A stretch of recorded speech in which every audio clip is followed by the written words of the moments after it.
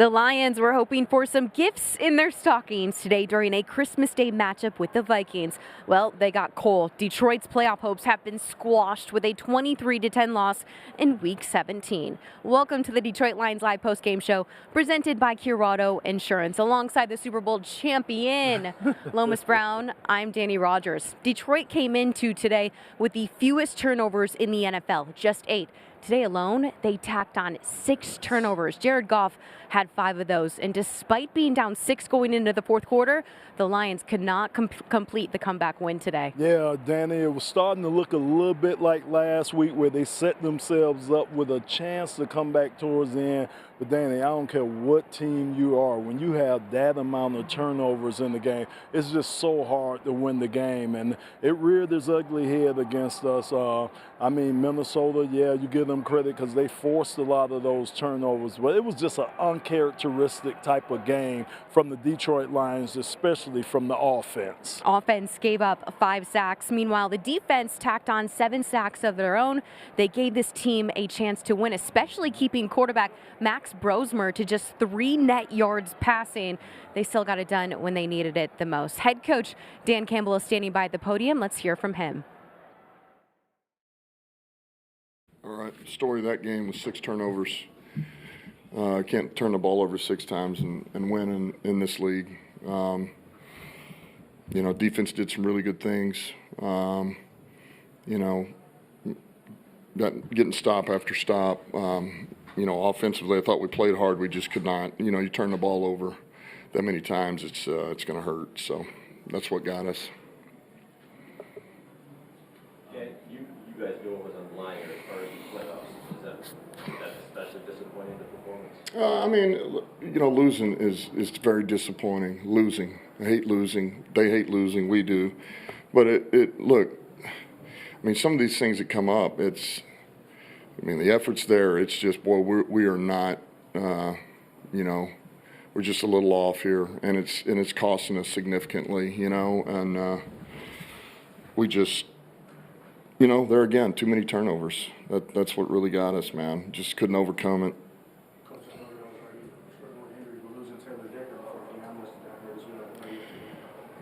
We've lost a lot of players and always been able to, next man up, bounce back, find ways to win. And, we felt good about Skip going in there and battling. And, and I haven't watched the tape. I know that here's what I know out of Skip. He's going to give us everything he's got. And he's going to battle and he's going to finish. And I trust Skip. How do you explain the big picture of how things sort of felt like the last couple of weeks here? Yeah, but we turned the ball over 6 times today. That's the first one. And then last week, we just couldn't, we couldn't score in the red zone late when we needed it. Once their pass rush was able to start getting home, how did that kind of change the dynamic of what Goff was doing? Well, anytime he's not able to step into a throw, it's going to be hard for him.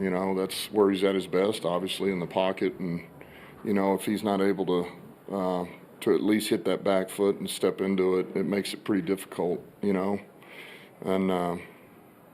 that defense puts a lot on you, and it was a short week, and they really, they did a lot. They went all out, and, it's really that type of game where, you have to be able to run the ball. You need to pop a run. You can't turn the ball over, and then you just need 2 shots. It really is that type of game where, you come away doing that, and the stats may be ugly, but you come away with the 2 shot plays that made the difference, the 2 touchdowns, and we just couldn't, we couldn't get those. So. Yeah, it was 6 turnovers today, but the truth is, you guys haven't played that well for a few weeks now, as you know. Is there something larger picture you need to look at? I know the season isn't over, but the playoffs are over. Is there something bigger picture you need to start looking at? Yeah, I'm going to be looking at a lot. I'm going to be looking at a lot of things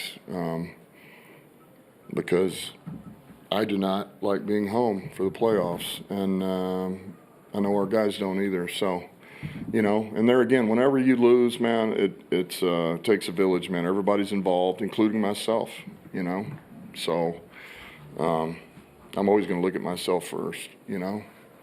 I'm always going to wish I would have given Goff more, given those players more. You know, like on a day like today, you come out, you lose, win, doesn't matter, man. If, you know, you feel like you need to improve or can't improve, you want to, so. But on the first, fumble center quarterback exchange, that we just snapped that too early. Beyond that play, what went into the decision to start Kingsley? Yeah, well, Graham, man, Graham was good enough to help us as a reserve. He's got that knee, and so we were fortunate to even have him as a reserve, and so gave Kingsley another go. So, and yeah, it just got snapped early. And you talked about finding your guy's identity. It Mm-hmm. clearly isn't going to be refound this season, I don't think. How difficult will that be to refind it now? Well, we got one game to go, man, and I expect everybody to be ready to go when we get back in a couple of days, be locked in, and be ready when we get on the plane to go to Chicago. To be locked in one more time. That's what I expect, and then we'll go from there. Brad and I will have a lot of decisions to make. A lot of things to look at: the whats, the whys, the how do we improve, because we need to improve. Yeah. Do you think it's small things? One day, such, a lot of this roster was the same group that went 15-2 last year before.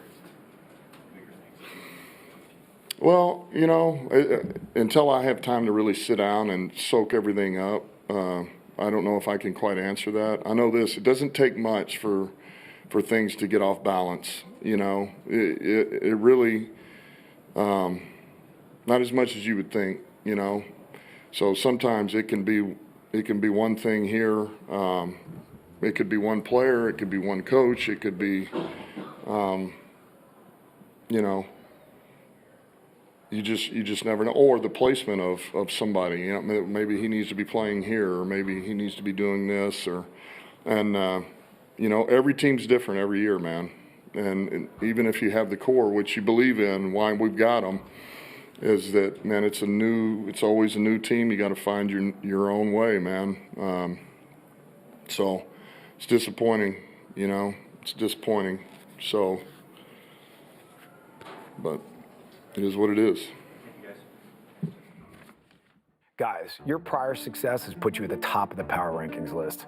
That's a good thing, right? Well, just means you've gone from the underdog to the favorite. But those expectations come from prior success, so that's okay. What about Cure? Where do you guys rank on the power list? Actually, we just got named by Forbes as one of the best car insurance companies in America. Now you're the favorite. Guess we have a lot in common. Go Cure. Go Lions.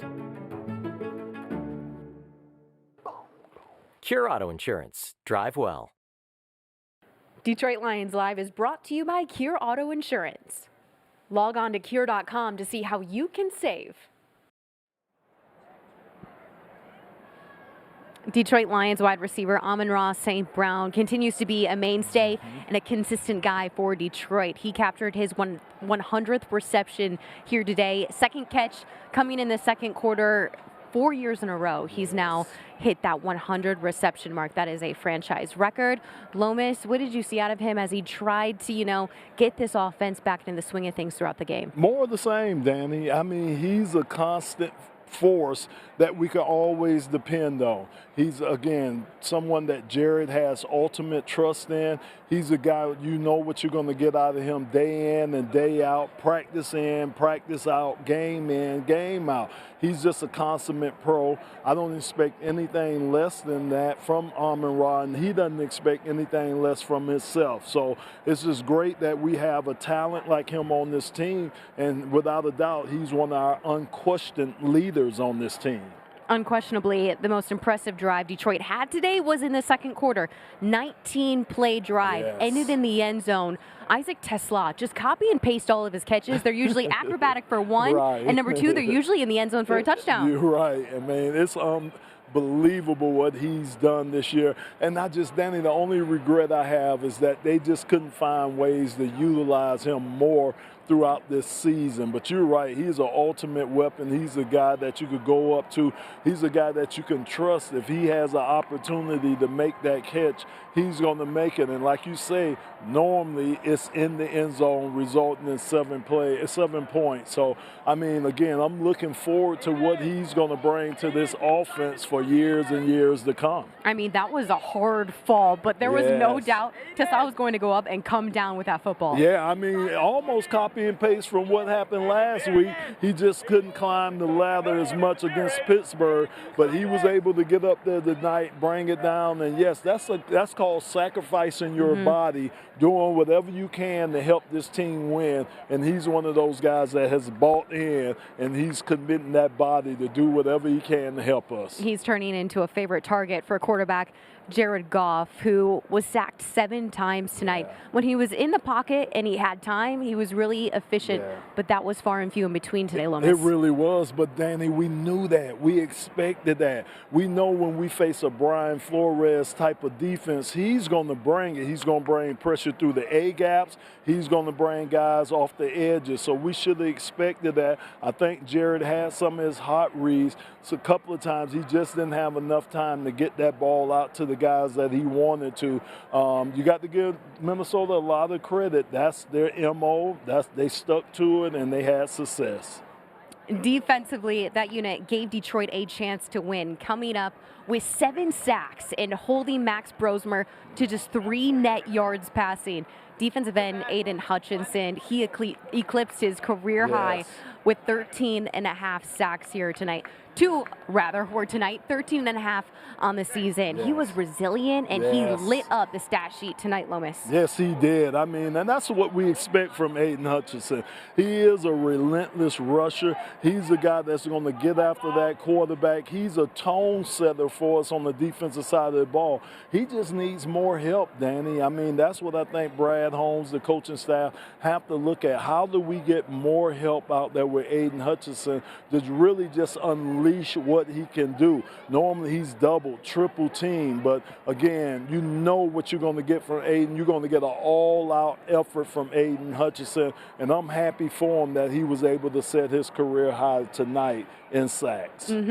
Another bookend for Detroit's defense, and I don't know if we would have seen him getting 10 sacks on the season, but it's Al-Quadin Muhammad. The most sacks he's ever had in one season was 6. He blew that career high out of the water. He's turning into someone that this staff has to take a look at in the offseason and make a decision on whether or not he's aligned in the future. Danny, the only thing he needs to do is become more consistent. That's it. I mean, again, he has all the tools in the bag. He's a relentless rusher. He showed that, but his thing is that he has to just show more consistency and be able to show the coaching staff that they can trust him out there to be the guy that he needs to be opposite of Aiden Hutchinson. So, again, the future looks bright with him out there. I'm happy he got his opportunity, and what you say, when you get an opportunity, you just have to take advantage of it, and Al-Quadin Muhammad, he took advantage of it. Yeah, a few more Lions did in the sack party as well today, but linebacker Jack Campbell, every single week Dan Campbell goes on about the core of his linebacker crew, the core of this defense, really. He's over 160 tackles on this season, and he's a Pro Bowler for the first time in his career, too. Impressive. He's been that way from game one. From practice one, Jack has been the man on defensive side of the ball. Kind of reminds me of my old former teammate Chris Spielman, with how these guys are just ball players. They just see ball, get ball, and that's what Jack Campbell does. He's been a model of consistency himself on the defensive side of the ball, taking on more responsibility, becoming the signal caller for our defense. So I expect Jack to just continue to grow into that role of being the defensive leader on that side of the ball, getting guys in position to have success, and being the tackling machine that he has become. Time of possession went in the Lions' favor. Over 32 minutes to Minnesota's 27.5. So they're winning the time of possession battle. I know the biggest Achilles heel today was self-inflicted wounds with the turnovers. Yes. But it did feel like Detroit was in this game the entire time despite that. We were. Think about it. Like I said, it was almost kind of a carbon copy to what happened last week, where we gave ourselves an opportunity to pull that game out in the end. And you're right. Now, Brosmer, he's not very good, and he was part of the reasons why we stayed in the game. But you're right, man. When you turn the ball over 6 times, it's hard to beat a high school team that way, let alone a pro team. So, I mean, again, those are lessons learned.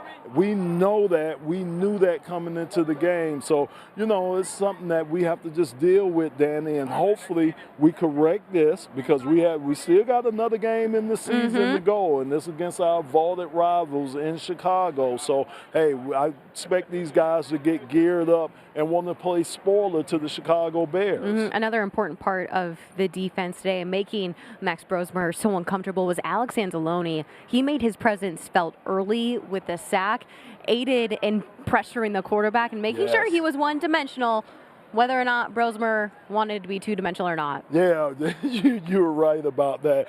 And again, that's what you love to do. You would love to make these guys one-dimensional. I think we did a great job of doing that. And good. Again, Danny, these are things that we can take and we can learn from. These are things we'll take into next season and everything. And I think this team will become better for this. It's hard to say that right now when you come off a loss like this, but these are things that you put in your memory bank, you store back there, and then, like I said, you just continue to get better from there. Oh, I'm going to store it in there and actually never think about it again. Yes. QB1, Jared Goff is standing by at the podium. Let's hear from him. We've been really good at it all year, and it sucks that it reared its head today, and yeah, really bad by us in that area. When you embarked on this season, did you ever envision the possibility that you guys could miss the playoffs? No. What are the emotions about that? About what? Missing the playoffs. Yeah, it sucks. It sucks. We'll reflect on the whole season after next week, but yeah, it sucks. Whatever on the first one there, was it just Kings and Stephen was really just miscommunication there on the first one? Yeah, it's a miscommunication between him and I. When they're getting home like they were, how does that kind of change the dynamic of what you're looking at and the line? Does it speed you up at all? Like, how does that affect you? Yeah, it can. They did a good job on defense. They had a good plan and exploited some things on us, and yeah, we're able to get after us, adding an extra rusher a lot of times, and whenever that happens, you know, if it's a free rusher, I'm hot, and they did a good job with that. We had a plan that we thought would attack that, and it didn't work well enough. You have a 19-play, 80-yard touchdown drive before the half. I mean, you show what this offense is capable of, and then the second half, just how frustrating is that when you see literally what you're able to do? Yeah, you know, we had some good plays on that. We had some good third down conversions, and you know, they came out in the second half and adjusted pretty well and had some different stuff for us, and we didn't do a good enough job on our side of adjusting to those different things they were doing. What do you think this team has had, the performances that it's had the last 2 weeks of the season on one? I don't know. They're different games. I wouldn't group them together. Different games, and got beaten different ways. Have you been under siege as much as you were today from the pass rush at all this year? Is that the most? I don't know. Maybe. I'm not sure. I can't think of any right now, but they did a good job. All good? Thank you, guys. Guys, your prior success has put you at the top of the power rankings list. That's a good thing, right? Well, just means you've gone from the underdog to the favorite. But those expectations come from prior success, so that's okay. What about Cure? Where do you guys rank on the power list?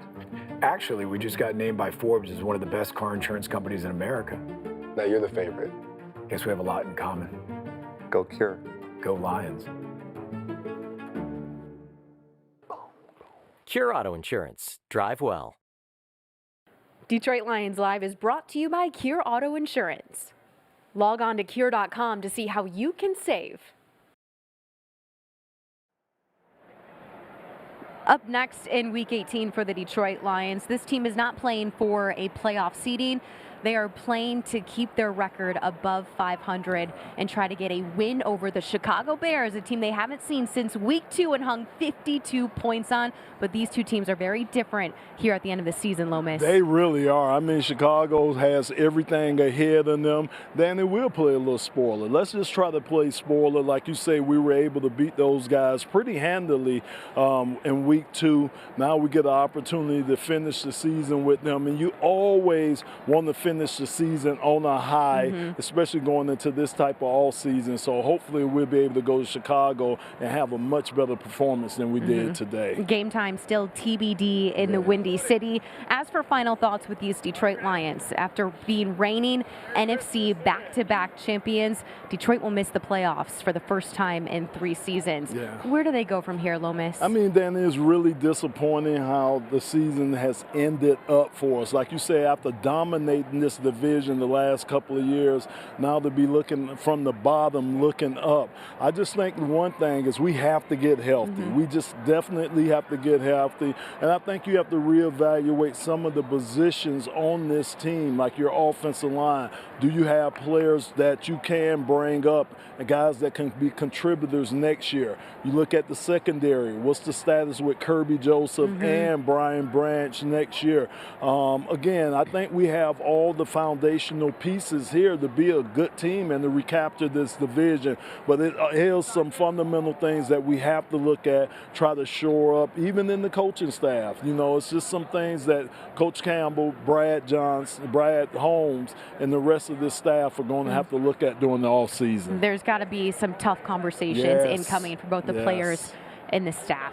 All right, from Minnesota, the final 23-10. Detroit loses a Christmas Day matchup here in Week 17 and fall to 8-8 on this season. That wraps it up for Lomas Brown. I'm Dannie Rogers. We'll see you next week, Week 18 in Chicago.